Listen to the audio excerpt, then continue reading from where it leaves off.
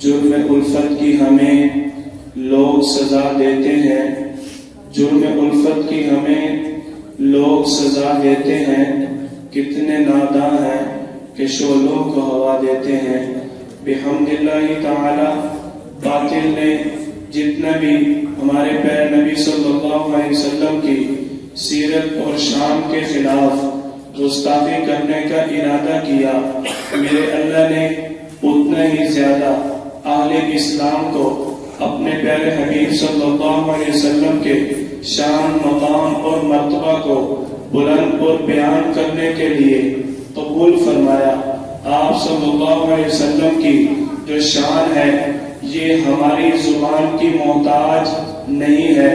آپ صلی اللہ علیہ وسلم کو میرے اللہ نے جو مقام عطا فرمایا وہ مقام ہم بیان کرے نہ کرے، آپ صلی اللہ علیہ وسلم کا مقام ہماری زبان کا محتاج نہیں ہے، کیونکہ جس کے مقام کو میرا اللہ خود بلند کرے، میرا اللہ فرماتا ہے وَرَفَعْنَا لَكَ ذِكْرَكَ، ہم نے آپ کے ذکر کو بلند کر دیا۔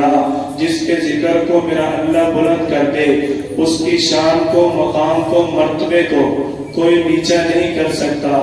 آپ صلی اللہ علیہ وسلم کی اسی شان اور مقام کے اندر اپنا حصہ ڈالنے کے لیے، اپنے لیے ذریعہ نجات بنانے کے لیے ہم نے آپ صلی اللہ علیہ وسلم کی سیرت طیبہ کا سیرت کورس کے نام سے سلسلہ شروع کیا، جو بحمد اللہ تعالی 3 سال سے ہمارا یہ سلسلہ چل رہا ہے۔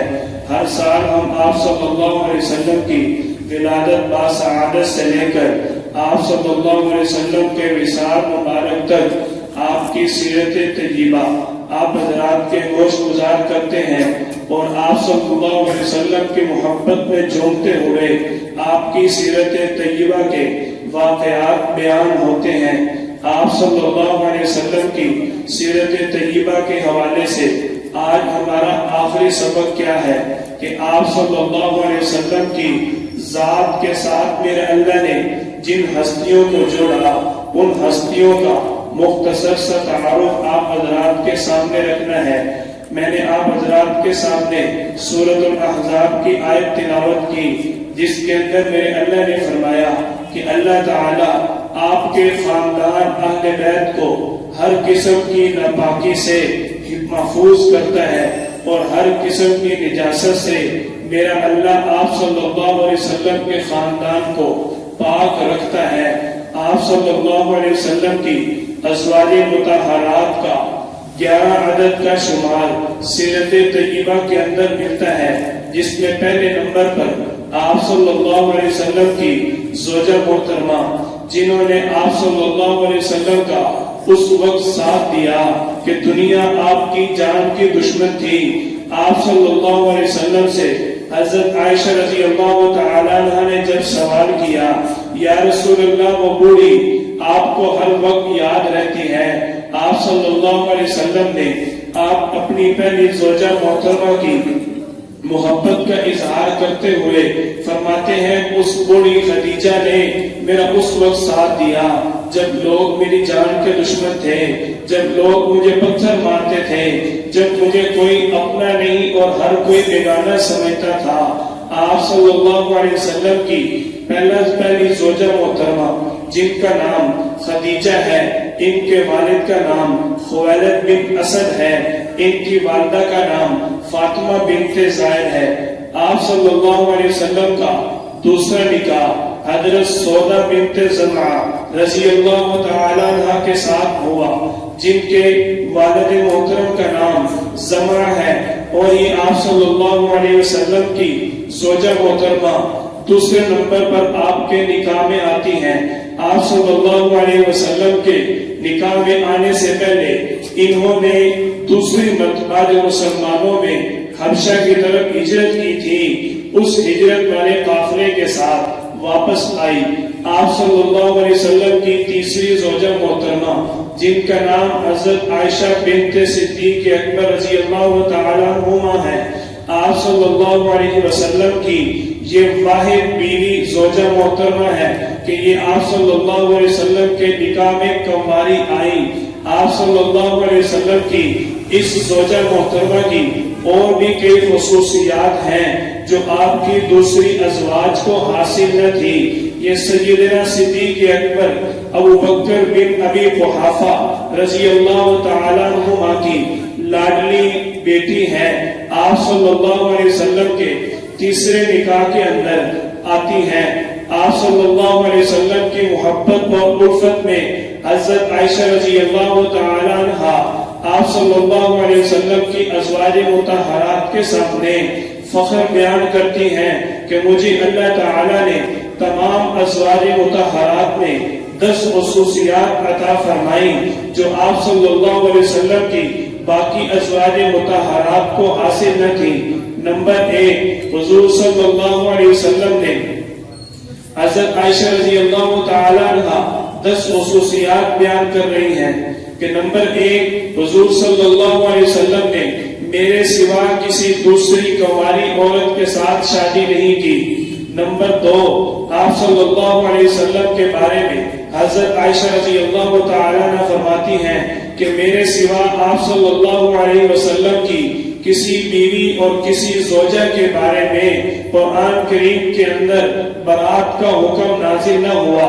نمبر 3، حضرت عائشہ رضی اللہ تعالی عنہ فرماتی ہیں کہ نکاح سے قبل حضرت جبرائیل علیہ السلام ایک ریشمی کپڑے کے اندر آپ صلی اللہ علیہ وسلم کے پاس اللہ کے حکم سے میری صورت لے کر آئے اور یوں سمجھیں کہ میں وہ آپ صلی اللہ علیہ وسلم کی زوجہ محترمہ ہوں جس کا نکاح میرے اللہ نے خود کروایا۔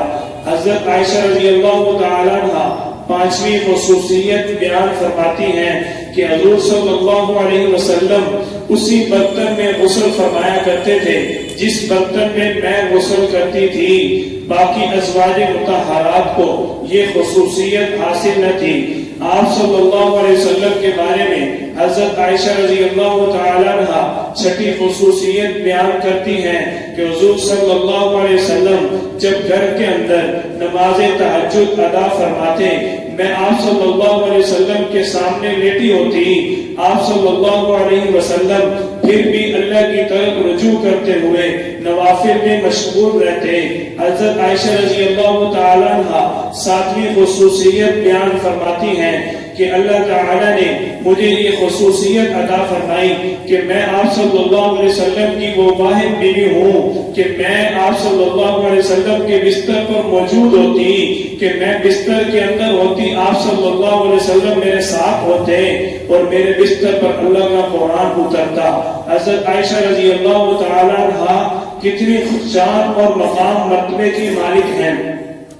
فرماتی ہیں کہ اللہ تعالیٰ نے مجھے جو 8ویں خصوصیت عطا فرمائی، آپ صلی اللہ علیہ وسلم کا جب وصال مبارک ہوا، آپ کے بطن مبارک میں سب سے آخری چیز جو جاتی ہے وہ میرا لعاب دہن تھا۔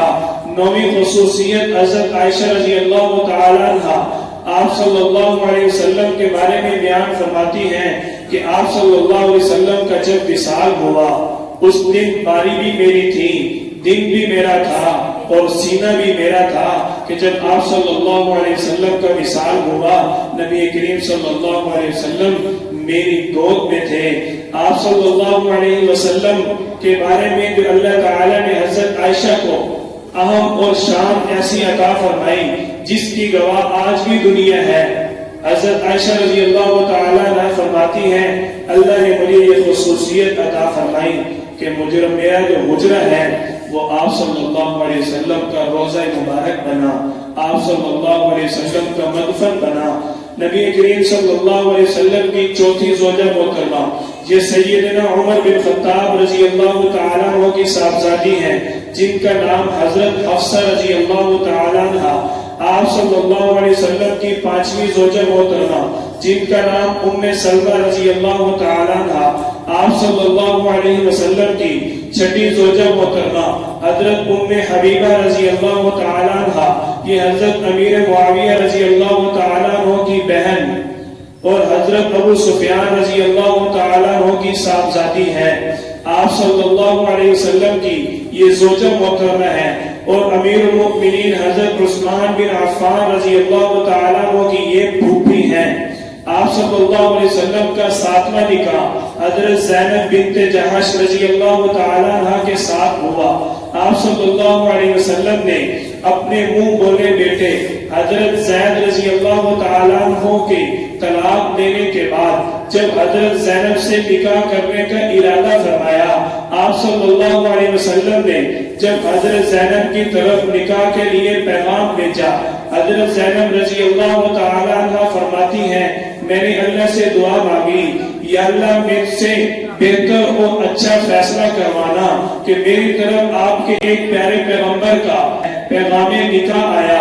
میرے اللہ نے آپ صلی اللہ علیہ وسلم کے اوپر وہی نازل فرما دی، فلما قضا زید منها وطرا زوجناکها، کہ اب زید نے جس عورت کے ساتھ نکاح کیا تھا اس عورت کو اس نے طلاق دے دی، اس عورت کو زید نے طلاق دی، اس نے اپنی عدت گزار لی، لہذا اب آپ ان کے ساتھ نکاح کریں۔ یہ اللہ تعالیٰ نے آپ صلی اللہ علیہ وسلم پر وہی اتاری، کیونکہ جو دشمنان اسلام تھے وہ آپ صلی اللہ علیہ وسلم کو تانا دیتے تھے۔ کیا تانا دیتے تھے؟ کہ آپ اپنے ہی بیٹے زید کی بیوی کے ساتھ نکاح کرتے ہیں۔ بہرحال یہ چیزیں ہماری سیرت کورس کے اندر گزر گئی۔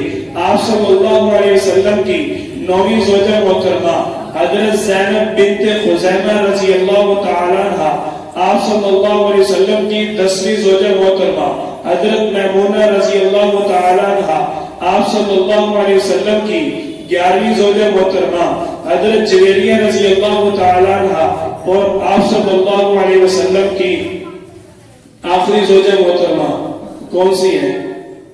کون بتائے گا؟ ان کے بارے میں یہ بھی ملتا ہے کہ یہ آپ صلی اللہ علیہ وسلم کی غلام بھی تھی، خادمہ تھی، باندی تھی، لیکن علماء نے ترجیح اس قول کو دی کہ یہ آپ صلی اللہ علیہ وسلم کی زوجہ محترمہ تھی۔ حضرت ماریہ قبطیہ رضی اللہ تعالی عنہ آپ صلی اللہ علیہ وسلم کی زوجہ محترمہ ہے۔ اللہ تعالی عنہ کیا نام ہے؟ حضرت صفیہ رضی اللہ تعالی عنہ، ان کا بھی اصلی نام زینب تھا۔ یہ قبیلہ بنو نذیر کے ایک سردار کی بیٹی تھی۔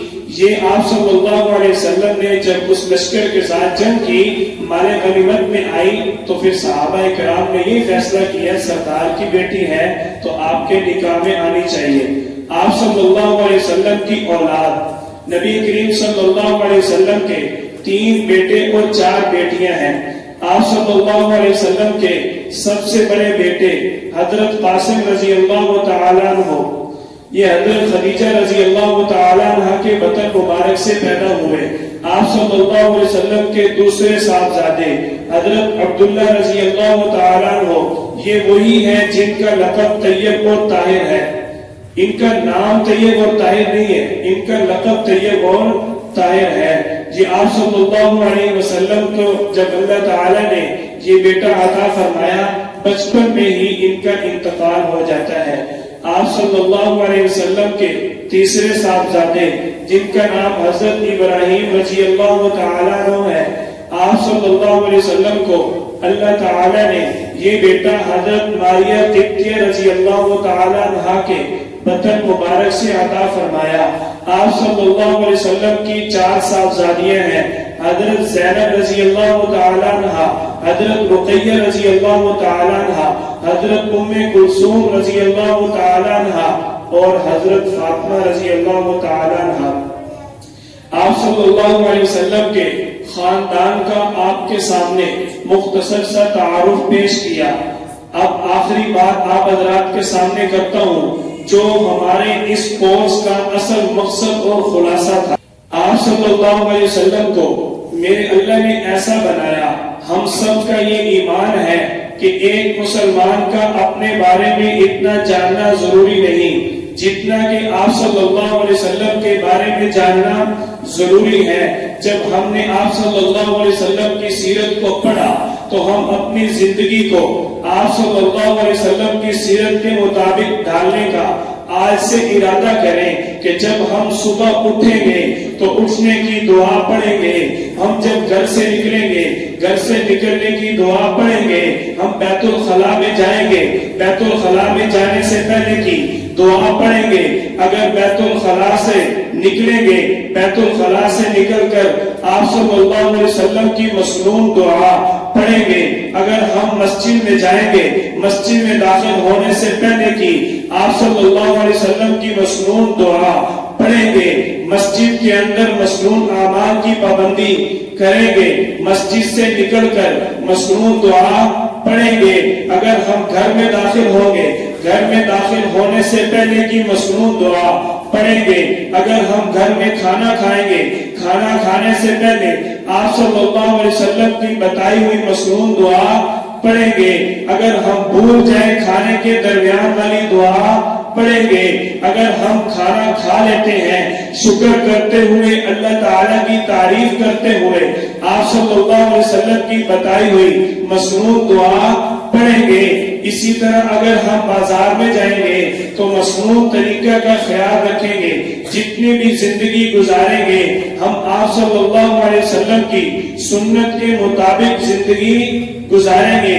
جن لوگوں نے اس سیرت کورس کے اندر شرکت کی ان سے بھی, اور جو آج مہمان آئے سب سے ہاتھ جوڑ کر ایک ہی گزارش کرتا ہوں کہ میرے اللہ نے ساری دنیا کی, آخرت کی مکمل کامیابیاں اپنے پیارے حبیب صلی اللہ علیہ وسلم کے قدموں میں رکھی ہے. وقت نہیں ہے ورنہ آپ حضرات کے سامنے اس طرح کے کئی واقعات پیش کر سکتا ہوں. آپ صلی اللہ علیہ وسلم کی میرے اللہ نے جو شان اور مقام بنائی, اس شان اور مقام کو یوں سمجھیں, اگر ہم آپ صلی اللہ علیہ وسلم کی سنت کے خلاف نماز پڑھیں گے تو وہ ہماری نماز بھی قبول نہیں ہوگی. اور اگر ہم سنت کے مطابق بیت الخلا میں جائیں گے تو وہ ہمارا بیت الخلا میں جانا بھی عبادت بن جائے گا. یہ سادہ سی میں آپ حضرات کے سامنے مثال دی ہے. اللہ سے دعا کرتے ہیں کہ اللہ تعالی ہم سب کو آپ صلی اللہ علیہ وسلم کی سیرت کے ساتھ سچی, سچی, حقیقی اور عملی محبت عطا فرمائے. جی آپ سب نے آج یہاں سے ارادہ لے کر جانا ہے. میرے اللہ نے آپ صلی اللہ علیہ وسلم کو ایسا بنایا, ایسا بنایا. میں آپ حضرات کے سامنے ہر فن یہ بات کہتا ہوں, کبھی بھی پریشانی نہیں آئے گی. اپنی پوری زندگی حبیب صلی اللہ علیہ وسلم کی سنت کے مطابق ڈال لو. اللہ تعالی ہم سب کو عمل کی توفیق عطا فرمائے.